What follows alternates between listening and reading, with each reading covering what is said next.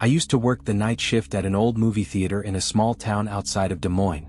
The place had been around since the 1930s, one of those beautiful Art Deco buildings with dusty red curtains, creaky wooden floors, and brass fixtures that hadn't been polished in decades. During the day it still had charm. At night it changed. I was 26 at the time, mostly broke and grateful for the job. My shift started when the last movie ended, usually around 11:30 p.m. I'd stick around to clean the auditoriums, take out the trash, and lock up. I was the only person in the building after hours. At first I liked the solitude. But that changed one night in early November. It was a slow Tuesday. The final showing had maybe 6 people in total. By midnight the place was empty. I began my routine, sweeping up popcorn from Auditorium 2, collecting lost soda cups, wiping down armrests. It was quiet, except for the occasional groan of the old building settling into itself. Then I heard it. A bang. Sure. Like someone slamming a door. I froze. It came from the upstairs storage room. But that room was always locked. I didn't even have a key, only the manager did. There was no reason for anyone to be up there. No one should have been up there. I stood still, broom in hand, straining to hear more. Nothing. So I did what any half-rational, tired night shift worker would do. I told myself it was the wind. Or pipes. Or whatever buildings that old do when they're left alone. But 5 minutes later, as I was mopping the lobby, it happened again. Bang. Then footsteps. Not soft, not subtle heel-to-toe footsteps pacing above me, directly overhead. I walked toward the staircase that led to the upper level. The air felt heavier near the stairs. There was a smell, too not rot exactly, but musty. Like wet carpet that hadn't dried in years. I stood there at the base, staring up into the dark. The light up there had blown out months ago. Then I heard it. A voice. Clear. Mel. It said, "Don't come up here." I wish I could tell you I was brave. That I ran up the stairs and faced whatever it was. But I didn't. I backed away, shaking, heart racing so hard it hurt. I locked the lobby doors from the inside and waited outside until sunrise.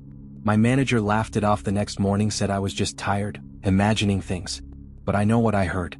I refused to work night shifts after that. Eventually I quit. A few weeks later, I ran into an older man who used to work at the theater back in the 70s. When I mentioned the storage room upstairs, he got quiet. He said someone had died up there. A projectionist back in 1964. Apparently he'd been drinking, slipped near the railing, and fell to his death during a late night shift. Since then, staff had complained of noises. Whispers. Cold spots. One guy swore he saw a figure standing at the top of the stairs just watching him. I never went back. But sometimes when I pass by that theater at night, I swear I see a shadow in the upstairs window. Just standing there. Waiting. I tried to push the memory of that night out of my mind, but it lingered like a bad smell I couldn't wash off. Days went by, then weeks, but it clung to me. Every creak of a floorboard in my apartment, every gust of wind against the window, made me pause and listen longer than I should. My sleep became shallow. I kept waking at 3:13 a.m., the time my watch showed when I first heard that voice. Then one afternoon, my old manager, Greg, called me. I hadn't spoken to him since quitting. I almost didn't answer, but curiosity won. He sounded tired. His voice cracked like he hadn't slept, like someone who'd been screaming but trying to keep it quiet. "You worked the floor, right?" he asked me, skipping small talk. "At night." I hesitated. "Yeah. Once." There was a long pause. Then he whispered, "Did you hear it too?" I didn't say anything. He exhaled. "It's not just noises. There's something up there." I didn't believe it, not at first. But I stayed late to balance the books last week, and I saw the goddamn lights flicker in the upstairs room. The breaker box was locked. I opened the door and everything just went wrong. He wouldn't say what he saw. Just kept repeating, "It's wrong up there." A few days later, I drove by the theater at dusk. The neon marquee flickered between half-lit letters. The building sat still against the fading sky, all red brick and chipped paint, like a sleeping beast. I parked across the street in the old diner lot and just stared at it. The windows upstairs were black except for one. The far right window had a faint glow behind it. Not the bright white of a light bulb. It was warmer, dimmer. Like candlelight behind frosted glass. And then I saw it. A shape. It stood in the center of the window, barely visible but unmistakably human. A man, tall, shoulders stiff, arms at his sides. I blinked. It didn't move. It didn't shift. It just stood there. Watching. Like it had been waiting for me to return. That same night, I dug out the old theater keys I'd forgotten to return. I still had the master key. I don't know what came over me. Maybe it was guilt. Maybe it was curiosity. But something told me I needed to go back, not during the day, not when the sun could protect me. I had to see it at night. So I waited until 11:45 p.m., the same time I used to clock in. The parking lot was empty. The ticket booth dark. The big glass front doors groaned when I pulled them open. The air inside was thick, unmoving, like something had been sitting there for too long. Dust particles floated in the beam of my flashlight, shimmering like tiny ghosts. I passed the concession stand, the old popcorn machine still crusted with butter stains. The arcade machines blinked softly in demo mode, even though they were supposed to be unplugged. And then a sound. Soft. Muffled. A faint clicking from upstairs. Not footsteps. Something else. It was like metal scraping against metal. Like someone turning a projector reel by hand. I moved toward the stairwell, step by slow step. My flashlight flickered once and dimmed, then held steady. I reached the base of the stairs, placed my foot on the first wooden step, and felt it breathe. I swear to God, the air on the staircase was different. It was colder, but also thicker. Like walking into a room where something had just died. The clicking stopped. Silence. I stood still, barely breathing. Then something whispered from above. Just one word. Not loud. Not angry. But so close I felt it on my neck. Downstairs. I didn't move. Not right away. That single word, downstairs. It wasn't shouted. It wasn't even spoken in a human way. It was breathed. Exhaled. Like something just behind my shoulder had leaned in, lips near my ear, and let it slip past teeth that had forgotten how to form words. The hair on the back of my neck rose so sharply it felt like I was being stung by 1,000 tiny needles. My legs locked. The air around me changed, heavier than before. There was this vibration in the wood beneath my feet. Not a sound, but a feeling. A soft, rhythmic thrum, like something old and buried far beneath the building had just stirred. Still, I didn't run. I don't know why. I think part of me, the part that used to laugh at ghost stories, that blamed everything on old pipes and poor insulation, still wanted to see. Still needed to prove that I was overreacting. That I wasn't weak. So I took another step upward. The stair groaned under my weight, louder this time, like it didn't want me there. I raised the flashlight again, aiming it into the dark above, and the beam quivered over the cracked plaster walls of the upper landing. Everything looked exactly as I remembered. The faded green carpet that curled at the edges. The wooden railing with the one loose spindle. The framed photos of old film posters on the wall, yellowed, curled at the corners, barely clinging to their rusted nails. But something was wrong. The air smelled like burnt film stock. It was subtle at first. But the closer I got to the top, the stronger it became, this acrid chemical stench. It was unmistakable. If you've ever been near a burning reel, you know it's sharp and oily, the kind of smell that sticks in your sinuses. No projectors had been used up there in decades. That floor had been closed off for years.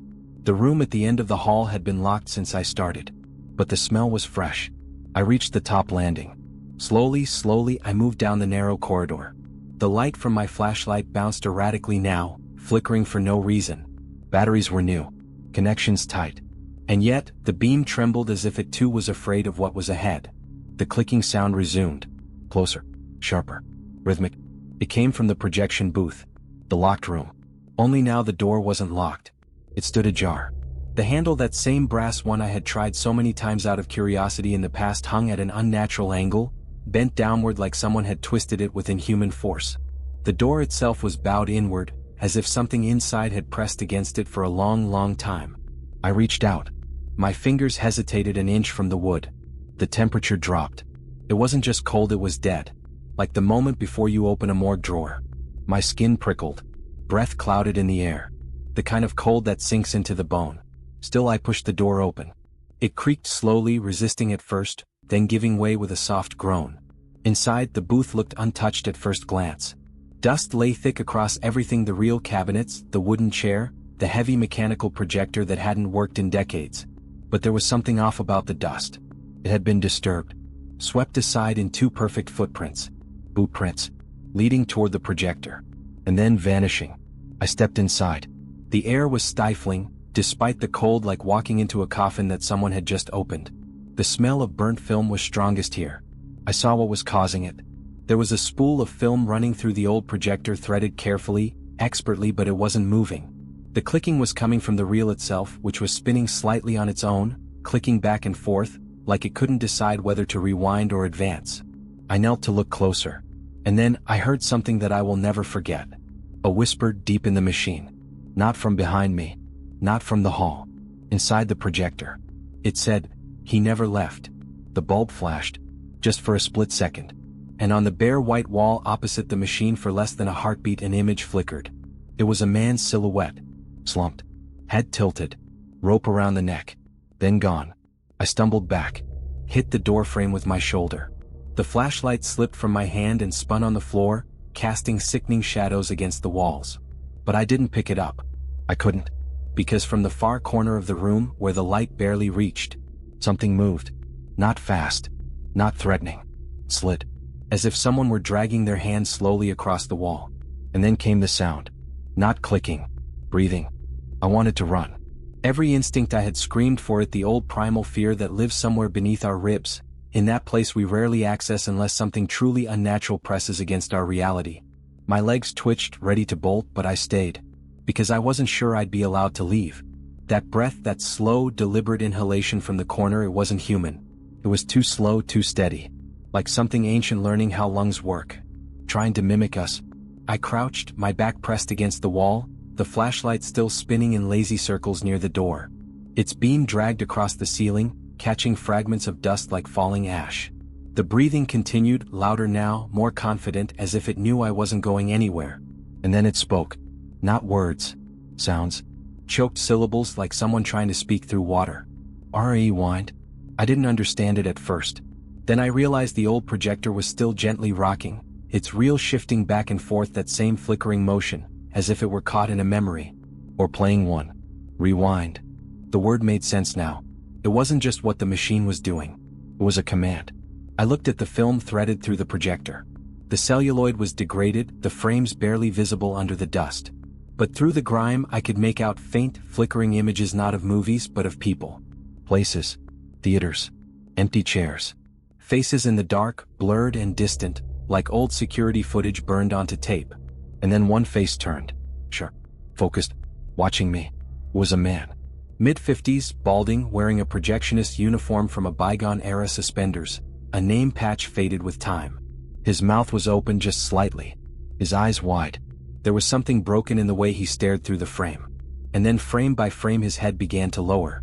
A thick rope came into view from above. It curled like a snake around his neck. The film jumped.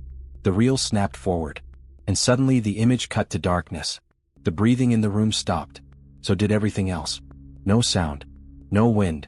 No hum of the projector. Even the dust had stilled in the air. I stood slowly, every movement deliberate. My knees cracked too loud in the silence. I backed toward the door, watching the corner of the room where the breathing had come from. It was empty. Or so it looked. I bent to pick up the flashlight. As my fingers touched it, the beam flashed against the glass window of the projection booth. And I saw my reflection. Only it wasn't me. Same clothes. Same posture. But not my face. It was the projectionist, staring back at me through the glass. Mouth wide. Eyes bulging. His hand slowly raised behind the glass. And tapped once. The sound echoed on my side of the glass, not his. I turned. No one was there. But I felt it.